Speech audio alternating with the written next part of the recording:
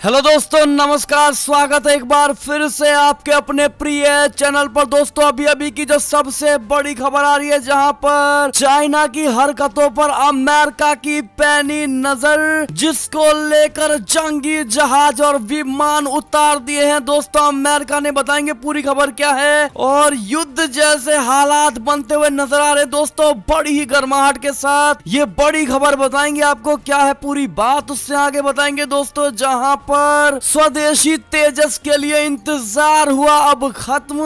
बुधवार यानी आज होगा 48,000 करोड़ के सौदे पर हस्ताक्षर। बताएंगे पूरी बात, उससे आगे बताएंगे आपको। जहां पर चाइना तबाही के लिए बना दिए हैं हजारों परमाणु बम, अमेरिका तक मार करने वाली मिसाइलें बना रहा है ड्रैगन। पूरी बात बताएंगे दोस्तों आपको। साथ ही बताएंगे जहां पर पाकिस्तानी सेना प्रमुख जनरल कमर जावेद बाजवा ने अलापा है शांति का राग। भारत संग निकले जम्मू कश्मीर की त्रासदी का समाधान। जी हां दोस्तों, पाकिस्तान ने भी भारत के साथ शांति का राग अलापा है दोस्तों, और बड़ी ही समझौते की बात कह दी है। बताएंगे दोस्तों पूरी बात क्या है इस पाकिस्तान को लेकर। उससे अगली खबर में आपको बताएंगे, जहां पर म्यांमार में तख्ता पलट से उड़ गई है चाइना की नींद। सेना के सत्ता में आने से ड्रैगन को सता रहा है बड़ा डर। जानेंगे दोस्तों क्या डर सता रहा है चाइना को। साथ ही आगे बताएंगे आपको, जहां पर एक LIC की नई स्कीम आई है दोस्तों, जिसके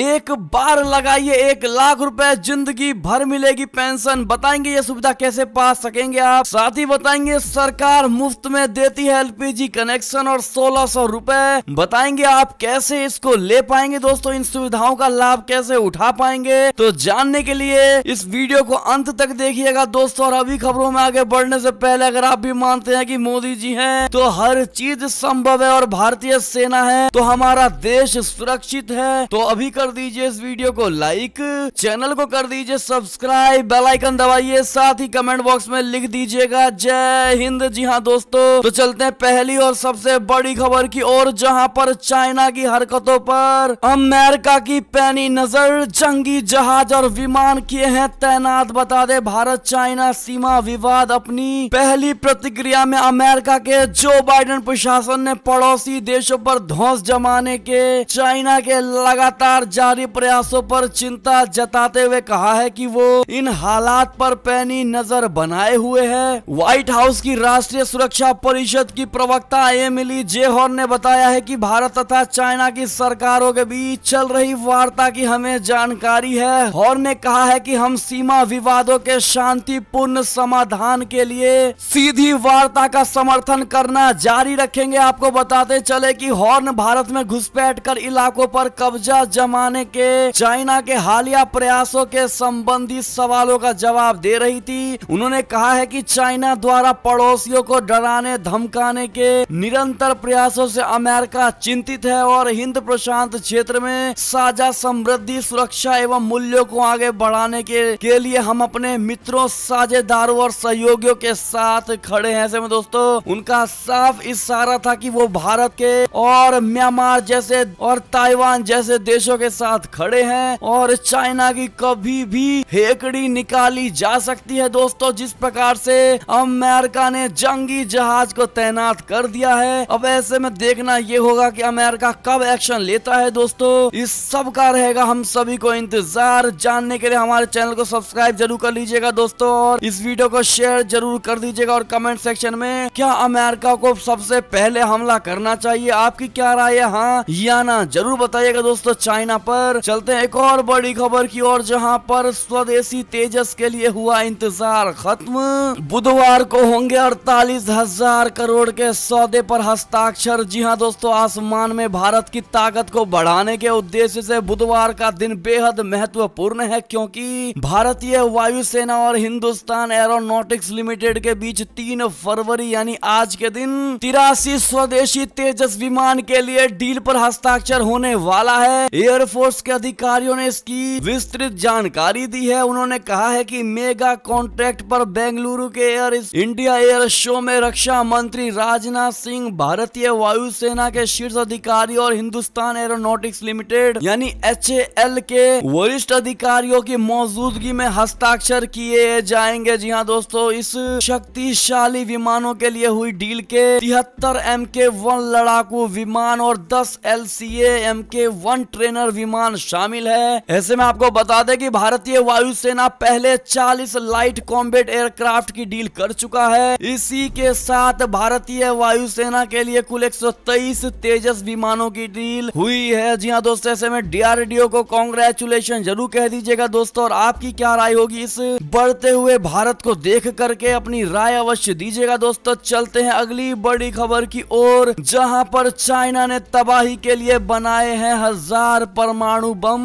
अमेरिका तक मार करने वाली मिसाइलें बना रहा है चाइना। जी हाँ दोस्तों, अमेरिका को पछाड़कर दुनिया की सबसे बड़ी महाशक्ति बनने का सपना देख रहा चाइना ड्रैगन ने अपने खतरनाक मंसूबे पर तेजी से काम करना शुरू कर दिया है। चीन ने 1000 परमाणु बम बना लिए हैं और इनमें से उसने 100 परमाणु बम को तो बिल्कुल इस्तेमाल करने की स्थिति में रखा हुआ है। यही नहीं दोस्तों, चाइना अब लंबी दूरी मार करने वाली किलर मिसाइलों को बनाने में जुट गया है। अमेरिका और रूस के बीच हथियारों को घटाने के लिए नई संधि होने के बाद चाइना को अपने हथियारों को 5 साल तक और बढ़ाने का मौका दे दिया है। जी हाँ दोस्तों, आपको बता दें, साउथ चाइना मॉर्निंग पोस्ट की रिपोर्ट के मुताबिक अमेरिका, रूस और चाइना के पास दुनिया के 90% परमाणु हथियार है। वर्ष 1980 के दशक में सोवियत संघ और अमेरिका के पास 10,000 से ज्यादा परमाणु बम थे, जिसे नई स्टार्ट संधि के जरिए घटाकर क्रमशः 6500 और 5000 तक लाया गया है। इस संधि का मकसद कुल परमाणु बमों को घटाकर 1550 तक लाना है। जी हाँ दोस्तों, आपको बता दें, अमेरिका और रूस ने जहां अपने परमाणु हथियारों की संख्या का खुलासा किया है, तो वहीं चाइना ने इस पर चुप्पी साध रखी है। ऐसे में आपकी क्या राय होगी, कमेंट करके अपनी प्रतिक्रिया अवश्य ही दीजिएगा दोस्तों। चलते हैं अगली खबर की ओर, जहां पर पाकिस्तानी सेना प्रमुख जनरल कमर जावेद बाजवा ने अलापा है शांति का राग, भारत संग निकले जम्मू कश्मीर की त्रासदी का समाधान। जी हाँ दोस्तों, भारत की धरती को लहूलुहान करने वाले आतंकवादियों को पनाह देने वाले और सीमा पार से ताबड़तोड़ सीज फायर उल्लंघन करने वाले पाकिस्तान ने आज शांति का राग अलापा है। पाकिस्तानी सेना के चीफ जनरल कमर जावेद बाजवा ने जम्मू कश्मीर के मुद्दे पर भारत के साथ मिलकर शांतिपूर्ण तरीके से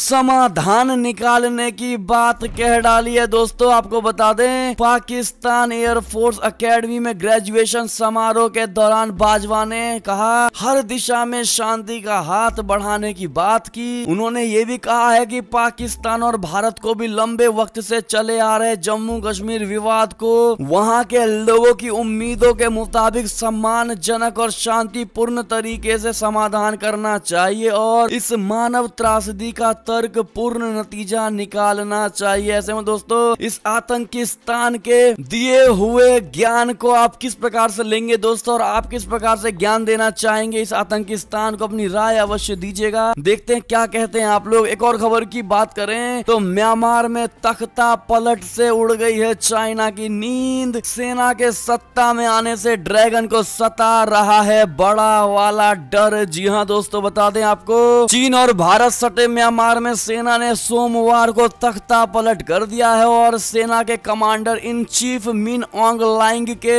हाथों में देश की बागडोर आ गई है। जनरल मिन के सत्ता में आने से चाइना की नींद उड़ती दिखाई दे रही है और यही वजह है दोस्तों कि उसने बहुत ठंडी प्रतिक्रिया भी दी है। म्यांमार की सेना के प्रमुख जनरल मिन का चाइना के साथ करीबी संबंध है, लेकिन वो पाकिस्तानी सेना प्रमुख की तरह से गुलामी नहीं करते हैं। जनरल मिन के चीन के दो बड़े दुश्मनों भारत और चाइना से करीबी संबंध है। यही वजह है कि आंग सांग सू की को अपने पाले में लाने में लगे चाइना की नींद उड़ गई है। दोस्तों, म्यांमार में तख्ता पलट पर चाइना के विदेश मंत्रालय के प्रवक्ता वांग वेनबिन ने कहा है कि म्यांमार में जो भी कुछ हुआ है हमने उसका संज्ञान लिया है और हम हालात के बारे में सूचना और भी जुटा रहे हैं। उन्होंने कहा है कि चीन म्यांमार का मित्र और पड़ोसी देश भी है। हमें उम्मीद है कि म्यांमार में सभी पक्ष संविधान और कानूनी ढांचे के तहत अपने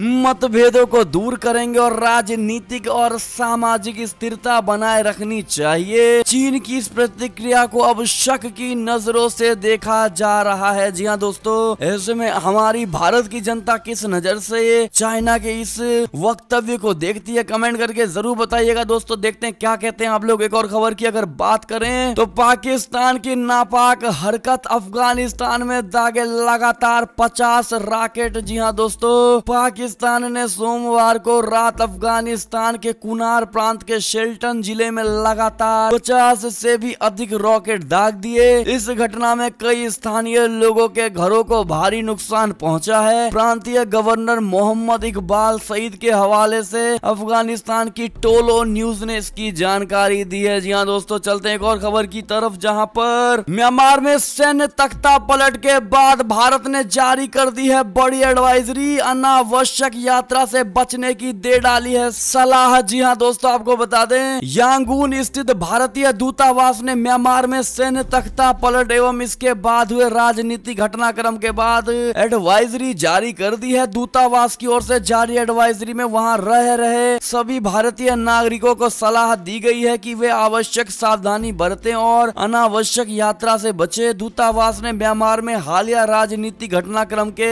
संबंध में म्यांमार में रह रहे भारतीय नागरिकों के लिए संदेश शीर्षक वाले परामर्श में कहा है कि म्यांमार में हालिया घटनाक्रम के मद्देनजर सभी भारतीय नागरिक आवश्यक सावधानियां बरते और अनावश्यक यात्रा से बचे। जी हाँ दोस्तों, आप क्या कहना चाहेंगे दोस्तों हमारी भारतीय जनता के लिए जो लोग म्यांमार में रह रहे हैं, यानी म्यांमार भारतीयों के लिए क्या कहेंगे आप? कमेंट करके जरूर उनको दो सुझाव जरूर दीजिएगा। दोस्तों चलते हैं अगली खबर की ओर, जहां पर इंटरनेट के लिए नई चुनौती, अपने ऑनलाइन नेटवर्क को चालू करने में जुट गया है रूस। जी हाँ दोस्तों, इंटरनेट को लेकर रूस और पश्चिम देशों के बीच टकराव का एक नया मोर्चा खड़ा हो गया है। इसकी वजह रूस में की जा रही वैकल्पिक तैयारी है। दोस्तों रूस उन स्थितियों के लिए तैयार हो रहा है जब वो वर्ल्ड वाइड वेब से संपर्क काटकर भी अपने तंत्र के जरिए देश में सीमित इंटरनेट को जारी रखे। रूस की राष्ट्रीय सुरक्षा परिषद के उपाध्यक्ष दिमित्री मेदवेदेव ने सोमवार को कहा है कि वैसे हालात पैदा होने पर रूस आखिरी कदम के तौर पर देश से बाहर मौजूद सर्वरों से अपना संकट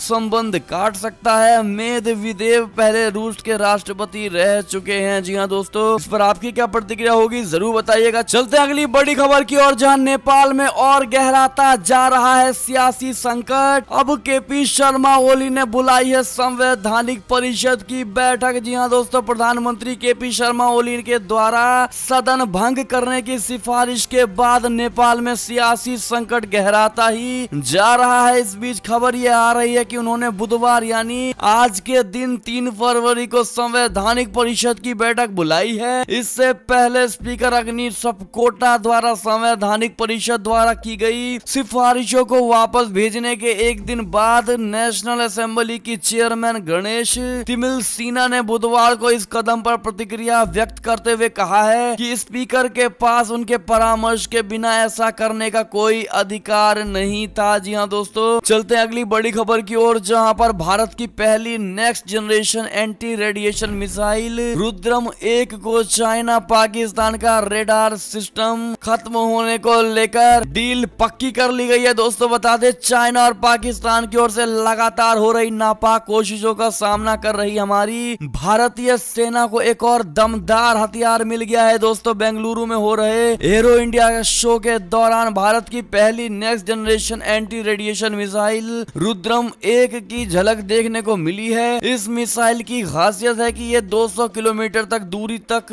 दुश्मन के रडार सहित अपने किसी भी लक्ष्य को निशाना बना सकती है। ये मिसाइल भारतीय वायुसेना के सबसे घातक लड़ाकू विमान सुखोई 30 MKI से छोड़ी जा सकती है। खास बात दोस्तों ये है कि इस मिसाइल को defence research and development organisation यानी DRDO ने तैयार किया। ऐसे में दोस्तों अगर आप भी खुश हैं इस खबर को सुनकर तो कमेंट सेक्शन में धन्यवाद DRDO, धन्यवाद मोदी सरकार जरूर लिख दीजिएगा। दोस्तों देखते हैं कितने लोग लिखते हैं। अगली खबर की अगर बात करें तो सुखबीर बादल के काफिले पर हमले के बाद तरन तारण में कांग्रेस सैड कार्यकर्ता भिड़ गए। जी हाँ दोस्तों, पंजाब के तरन तारण जिले में भीखी विंड में हिंसा की रिपोर्ट मिली है। स्थानीय नगर निकाय चुनाव के लिए हो रहे नामांकन के दौरान राज्य में सत्तारूढ़ कांग्रेस और शिरोमणि अकाली दल यानी SAD के कार्यकर्ताओं ने मंगलवार मंगलवार को भिड़ंत हो गई। बताया ये जा रहा है कि दो पक्षों की तरफ से फायरिंग हुई है। इससे पहले शिरोमणि अकाली दल के नेता सुखबीर सिंह बादल के काफिले पर जलालाबाद में हमला हुआ है। एक और खबर की अगर बात करें तो चाइना के आंतरिक मामलों में दखल ना दे अमेरिका। जी हाँ दोस्तों, शीर्ष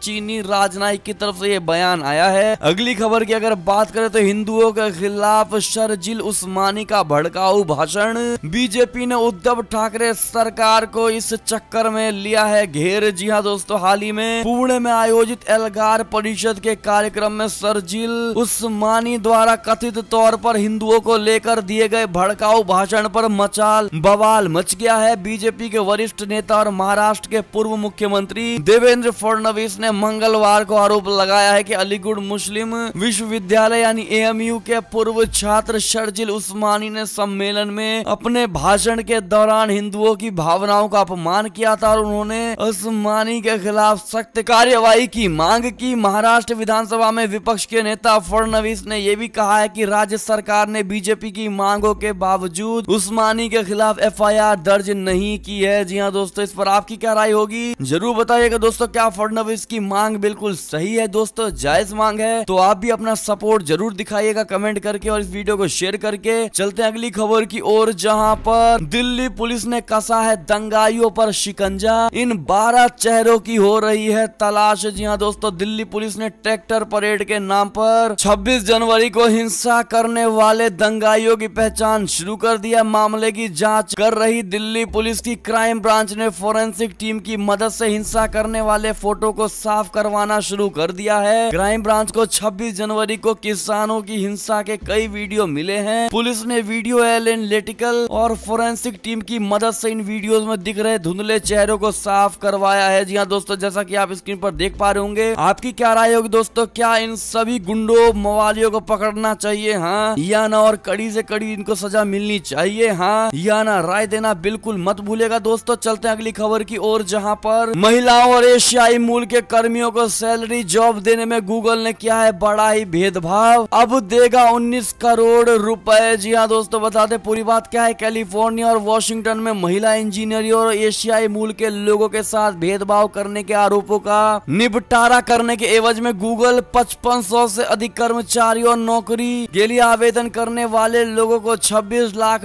यानी करीब 19 करोड़ रुपए की राशि का भुगतान करेगी। समझौते की घोषणा सोमवार को की गई है। और खबर की ओर चलें तो लाल किला कांड के साइड इफेक्ट 8 IPS का ट्रांसफर, सिंगू बॉर्डर वाले DCP भी हुए साइड लाइन। जी हाँ दोस्तों, दिल्ली पुलिस की कथित खामोशी की आड़ में 26 जनवरी 2021 यानी बीते मंगलवार को किसान ट्रैक्टर रैली यानी लाल किला कांड में जो अमंगल हुआ सो हुआ। अब महकमे ने एक साथ 8 DCP यानी IPS बदल डाले हैं। हालांकि घर के भीतर हुई इस बड़ी उठापटक कहिए या फिर अदला बदली कहो, दिल्ली पुलिस मुख्यालय रूटीन प्रक्रिया ट्रांसफर प्रक्रिया ही गा रहा है। एक और खबर की बात करें तो राजस्थान की पूर्व मुख्यमंत्री वसुंधरा राजे की अमित शाह के साथ घंटों भर की बैठक, जिसको लेकर लोग हुए हैरान। जी हाँ दोस्तों, राजस्थान की पूर्व मुख्यमंत्री वसुंधरा राजे और केंद्रीय गृह मंत्री अमित शाह जी के बीच सोमवार को देर शाम हुई करीब 1 घंटे की मुलाकात से कई लोग हैरान हो गए। इस मुलाकात के बाद तरह तरह की राजनीतिक चर्चाएं भी शुरू हो गई हैं। पिछले एक हफ्ते में वसुंधरा राजे बीजेपी के कई बड़े नेताओं से मुलाकात कर चुकी हैं, जिसकी वजह से केंद्र और राजस्थान के बीच बीजेपी नेताओं में हलचल है। और खबर की अगर बात करें दोस्तों तो बंगाल में 6 फरवरी को रथ यात्रा निकालने की तैयारी में भाजपा, ममता के आदेश का है बस इंतजार। जी हाँ दोस्तों, पश्चिम बंगाल में विधानसभा चुनाव के आयोजन से पहले भारतीय जनता पार्टी की प्रदेश इकाई ने ममता बनर्जी सरकार से रथ यात्रा निकालने की अनुमति मांगी है। पार्टी के अनुसार अनुमति मिलने के बाद 6 फरवरी को रथ यात्रा का उद्घाटन पार्टी अध्यक्ष JP नड्डा करेंगे। इसकी जानकारी भाजपा नेता कैलाश विजयवर्गीय ने दी है। दोस्तों, विजयवर्गीय ने कहा है कि मैं प्रधानमंत्री मोदी जी से अनुरोध करूंगा कि वे हमारे साथ रथ यात्रा को सार्वजनिक रूप से संबोधित करें। जी हाँ दोस्तों, आप क्या चाहते हैं? और क्या दोस्तों बंगाल में इस बार परिवर्तन होगा हाँ या ना? किसकी सरकार बनेगी? कमेंट सेक्शन में एक पार्टी का नाम जरूर लिख दीजिएगा दोस्तों। बंगाल में ये पार्टी लिखना बिल्कुल मत भूलिएगा। देखते हैं क्या हमारी भारत की जनता सोचती है और किसकी सरकार बनवाएगी बंगाल में, तो लिखना बिल्कुल मत भूलिएगा दोस्तों। अगली खबर की अगर बात करें तो उत्तराखंड से बड़ी अच्छी खबर, जहां अब पूरे प्रदेश में पुलिस कर्मियों को मिलेगा साप्ताहिक अवकाश। 1 मई से लागू होगा ये आदेश। जी हां दोस्तों, उत्तराखंड के डीजीपी अशोक कुमार ने पुलिस कर्मियों को एक और तोहफा दिया है। उन्होंने साप्ताहिक अवकाश को बाकी 4 जिलों में भी 1 मई से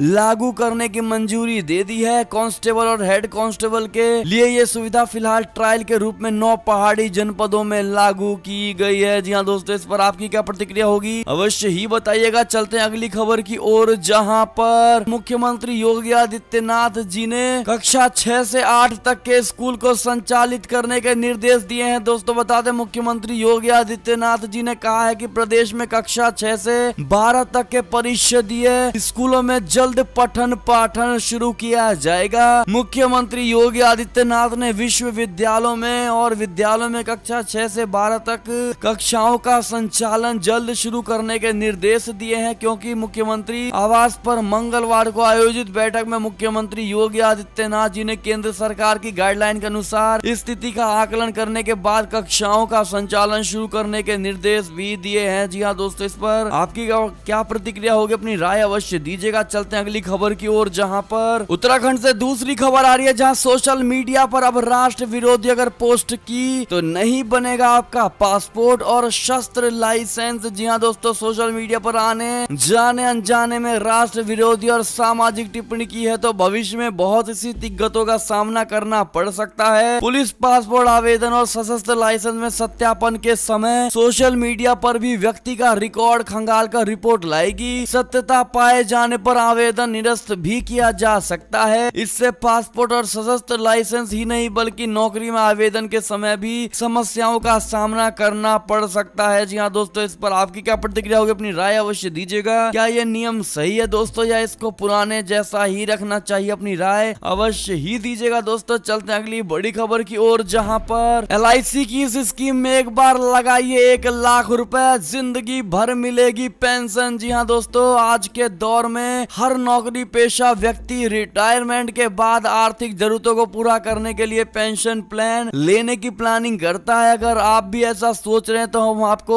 LIC के इस बड़े प्लान के बारे में बता रहे हैं, जिसमें एक बार 1 लाख रुपए जमा करने पर आपको जीवन भर पेंशन मिलती रहेगी। दोस्तों LIC का जीवन अक्षय प्लान भारतीय जीवन बीमा निगम यानी LIC की भारत की सबसे बड़ी और सरकारी बीमा कंपनी है। ग्राहकों के लिए LIC अक्षय प्लान लेकर आई है, जिसमें आप खुद के परिवार या फिर सदस्यों के लिए नई निवेश कर पाएंगे। दोस्तों क्या ये स्कीम आपको सही लगी है दोस्तों, क्या आप ये करवाना चाहेंगे, अपनी राय अवश्य दीजिएगा। अगली खबर की बात करें तो सरकार मुफ्त में देती है LPG कनेक्शन और 1600 रुपए। आपको बता दें कैसे मिलेगा ये सुविधा। जी हाँ दोस्तों, 1 फरवरी को पेश हुए बजट में वित्त मंत्री निर्मला सीतारमन ने उज्ज्वला योजना के तहत 1 करोड़ और गैस कनेक्शन देने का ऐलान किया है। वित्त मंत्री ने कहा है कि मुफ्त रसोई गैस LPG योजना का विस्तार किया जाएगा और 1 करोड़ और लाभार्थियों को इस दायरे में लाया जाएगा। उज्ज्वला योजना में साल 2011 की जनगणना के हिसाब से भी जो परिवार BPL कैटेगरी में आते हैं वो इस योजना का लाभ उठा सकते हैं। जी हाँ दोस्तों, भारत सरकार उज्ज्वला योजना में हर गरीब रेखा से नीचे रहने वाले परिवार को वित्तीय सहायता योजना के तहत